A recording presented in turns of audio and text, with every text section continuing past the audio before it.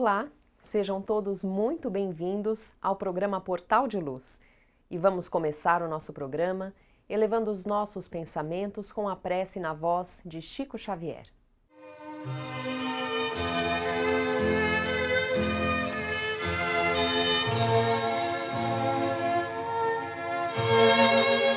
Auxiliemos os que tombaram em sofrimento. Deixa que a voz deles te alcance a vida.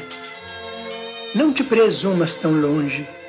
Frequentemente, o espaço que os distancia não é senão aquele que te separa do lar vizinho. Enquanto nos detemos, pensando nas lágrimas que desencharcam as horas, é possível estejam a poucos metros de nós, carregando fadiga e desilusão.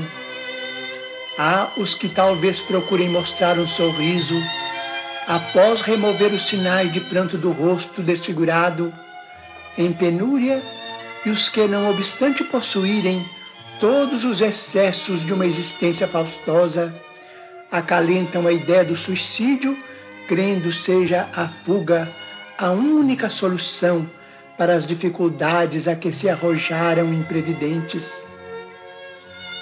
Muitos abraçaram empresas delituosas, adquirindo tormentos de espírito ao pé de outros tantos que escalaram a barranca da vaidade, despencando em precipícios de treva.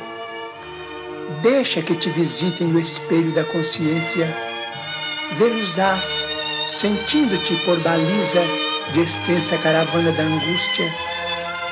Dói contemplar não somente os adultos algemados à provação, mas também as crianças e os jovens espoliados de afeto, que a necessidade em muitas ocasiões relega ao espinheiro da enfermidade ou à vala do vício. Se desfrutas saúde, se tens algum tempo disponível, se possuis influência ou se retens essa ou aquela sobra da bolsa, colabora para que se reduzam o desespero e a aflição que ainda lavram na terra. Não exijas, porém, a alheia gratidão para auxiliar.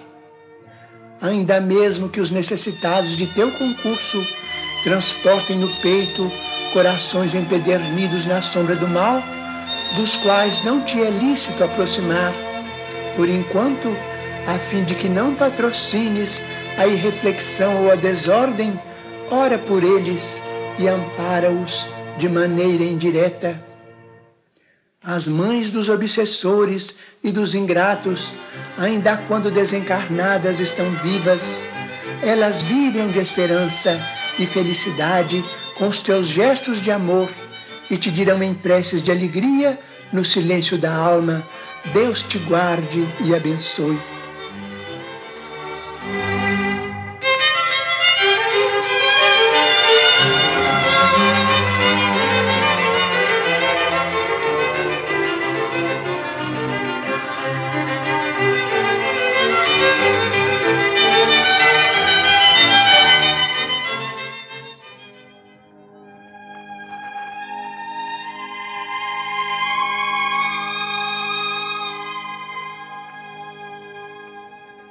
Pão, ouro e amor.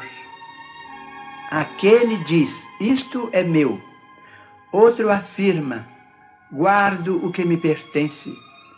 Entretanto, só Deus é o legítimo Senhor de tudo.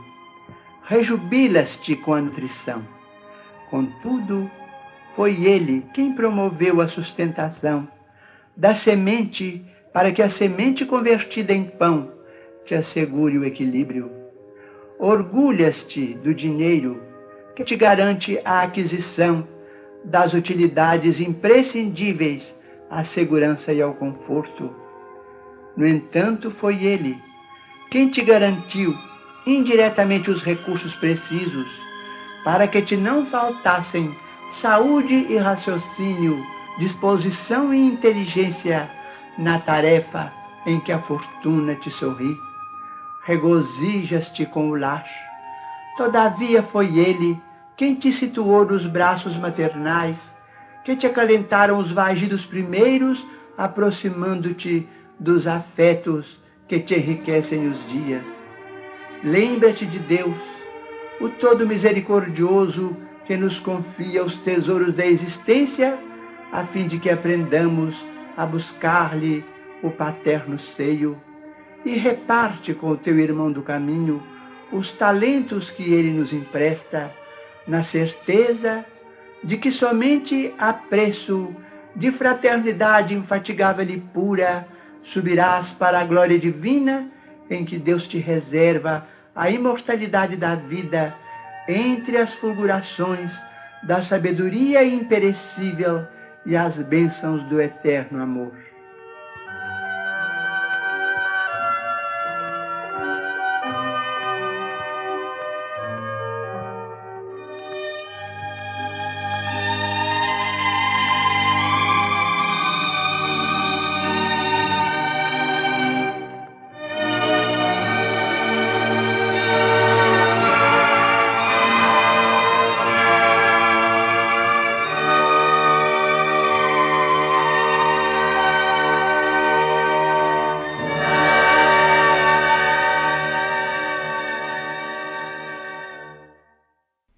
A recente descoberta em Marte de um reservatório subterrâneo permanente de água líquida ocupou o noticiário mundial há algumas semanas atrás e fez voltar a discussão sobre as chances de haver vida fora do planeta Terra.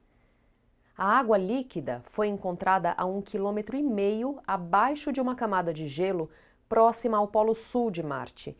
No entanto, o que a ciência começa a ver hoje já foi relatado por Maria João de Deus, que foi mãe de Chico Xavier e que desencarnou quando ele era muito pequeno. Ela fala sobre Marte no livro por ele psicografado, intitulado Cartas de uma Morta, e que foi lançado em 1935. O livro é maravilhoso, já foi citado aqui no nosso programa na ocasião do Dia das Mães, mas ele não se resume somente aos sentimentos maternais de Maria João de Deus.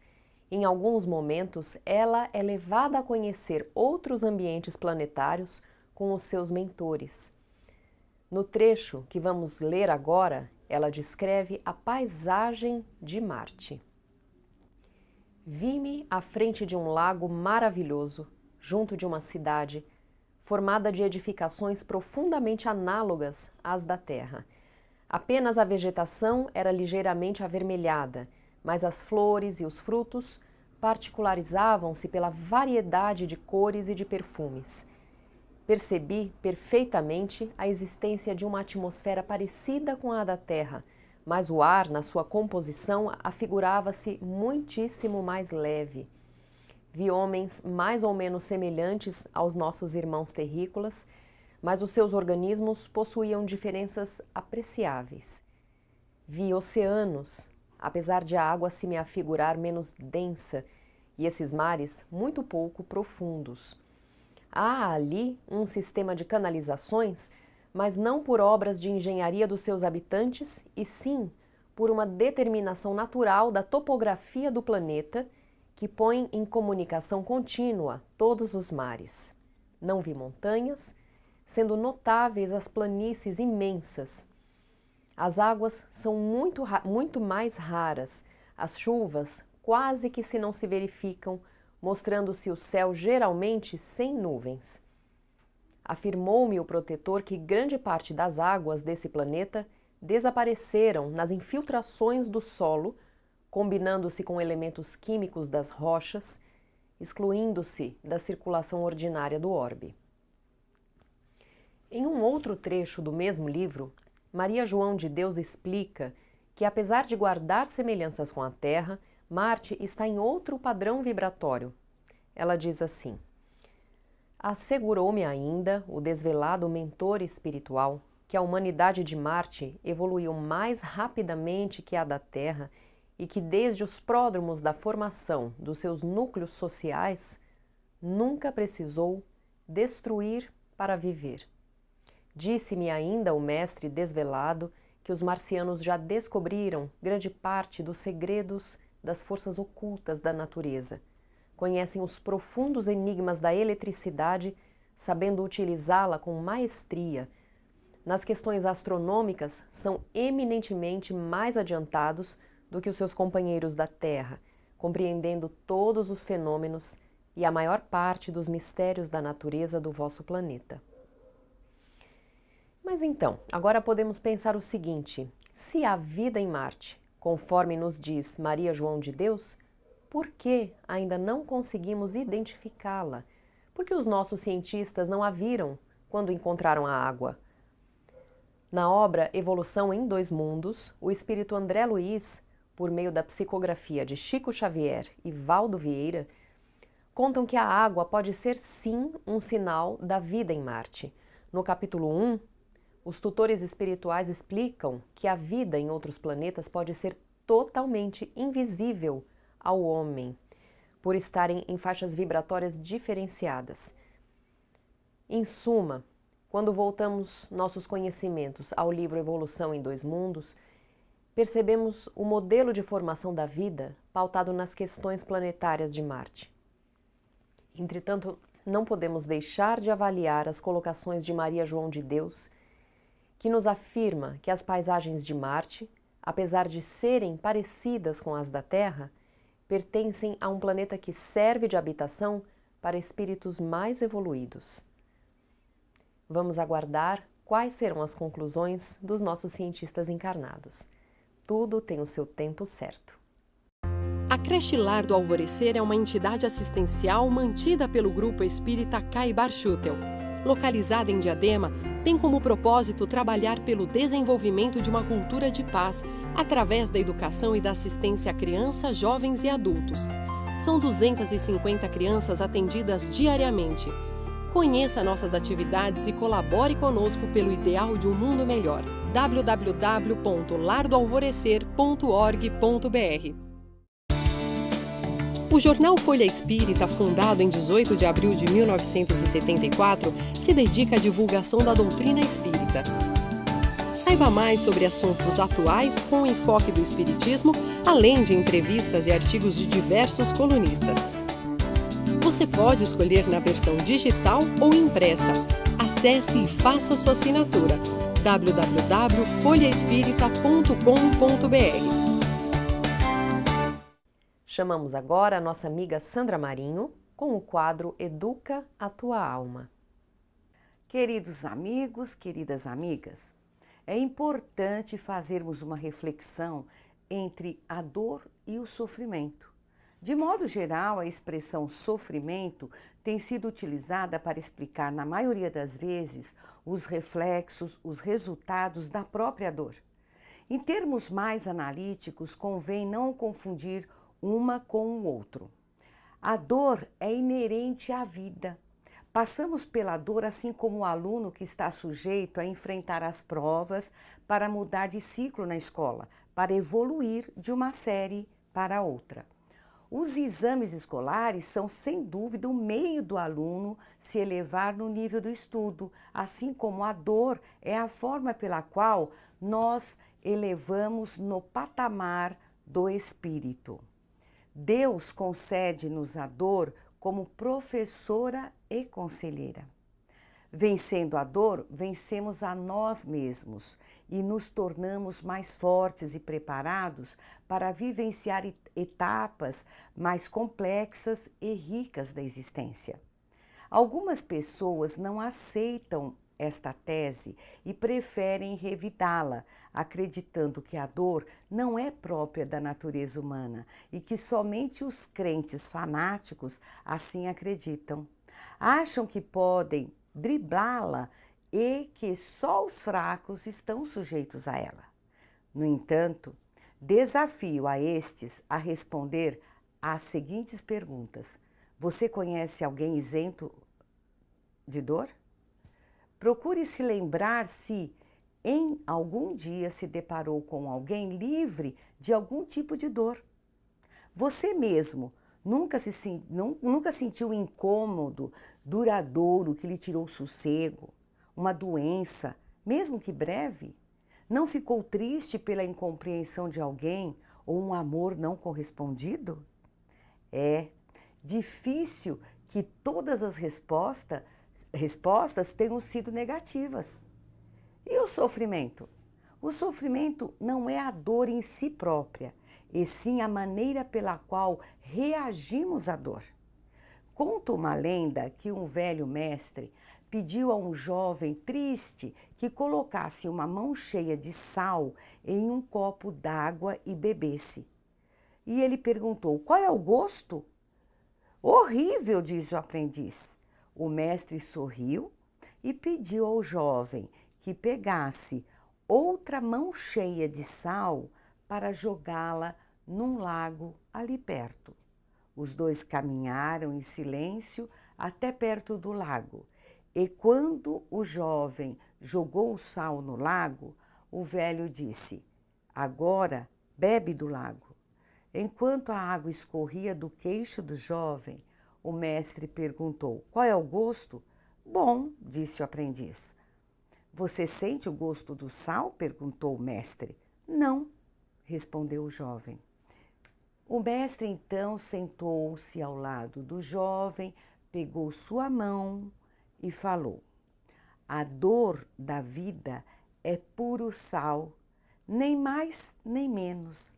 A quantidade de dor na vida permanece a mesma, exatamente a mesma.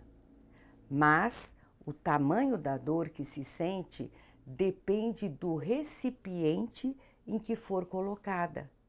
Então, quando você está sofrendo por alguma razão, a única coisa que você pode fazer é aumentar o sentido das coisas.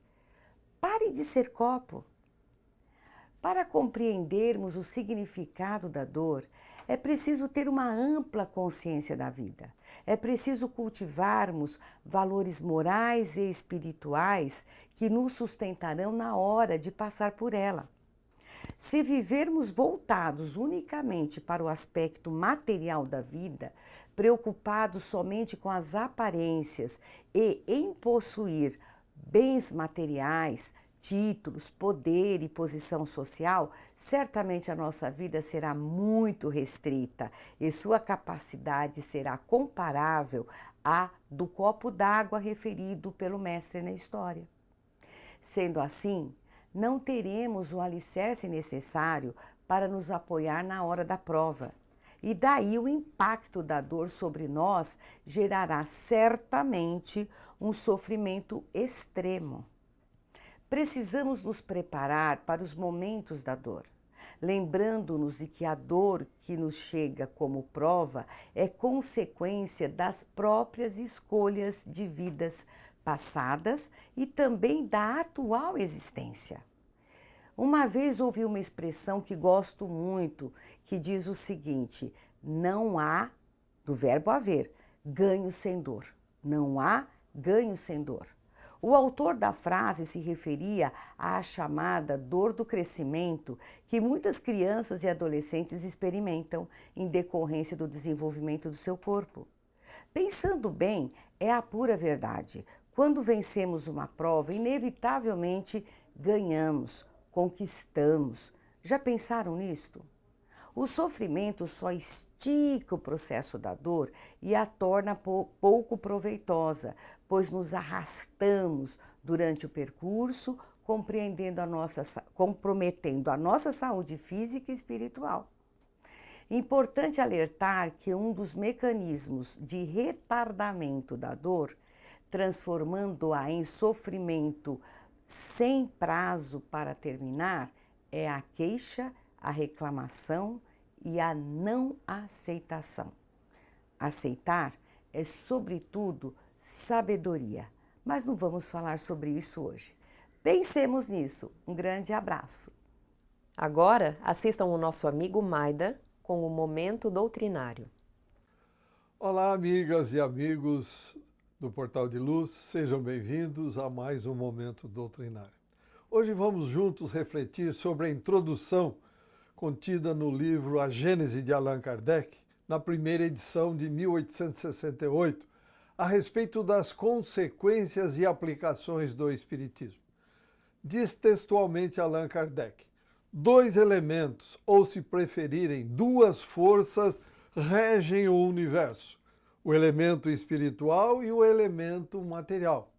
Da ação simultânea desses dois princípios nascem fenômenos especiais que são naturalmente inexplicáveis se fizéssemos a abstração de um dos dois. Da mesma forma, seria impossível a formação da água se fizéssemos a abstração de um dos dois dos seus elementos constitutivos, o oxigênio e o hidrogênio. O Espiritismo, demonstrando a existência do mundo espiritual e suas relações com o mundo material, nos dá a chave de uma quantidade enorme de fenômenos incompreendidos e considerados, por isso mesmo, inadmissíveis por uma certa classe de pensadores. Esses fatos são abundantes nas Escrituras, ou seja, no Velho e no Novo Testamento, e é pela falta de conhecimento das leis que os regem que não puderam os críticos em campos opostos da ciência atingir uma solução racional no tocante ao princípio espiritual. Esta solução está na ação recíproca do espírito e da matéria. O caráter, até então tido como sobrenatural, foi retirado da maior parte dos fatos respectivos. O que é melhor? Aceitar ou rejeitar a ocorrência desses fatos? O Espiritismo atrai tanto pessoas à crença de verdade até então consideradas utopias. Para publicar esta obra, a Gênese, era necessário que as ideias constitutivas de sua base tivessem chegado à maturidade. O Espiritismo não tem mistérios, nem teorias secretas. Tudo nele é revelado com clareza absoluta, para que cada um possa julgá-lo com conhecimento de causa. Cada coisa deve vir a seu tempo, para que venha com segurança. Foi necessário, diz Allan Kardec, que fosse definido nitidamente o papel respectivo dos espíritos e dos homens na elaboração da nova doutrina. Essas considerações preliminares, que afastam qualquer ideia de misticismo, estão no primeiro capítulo, Caracteres da Revelação Espírita. Apesar da parte que cabe à atividade humana na elaboração da doutrina, a sua iniciativa pertence aos espíritos, não da opinião pessoal de cada um dos espíritos, mas ensinamento coletivo e aceitação geral deles. Generalidade e concordância no ensino, este é o caráter essencial da doutrina, além de submeter-se à lógica e à razão. A doutrina somente mudará se a universalidade dos espíritos mudasse de opinião a respeito dos ensinos trazidos da espiritualidade. O desaparecimento da doutrina somente acontecerá se os espíritos deixarem de existir. Porém, como são eternos, eterno será a doutrina espírita. Boas reflexões, obrigado pela companhia, saúde e paz e até o próximo encontro. Vamos terminando por aqui.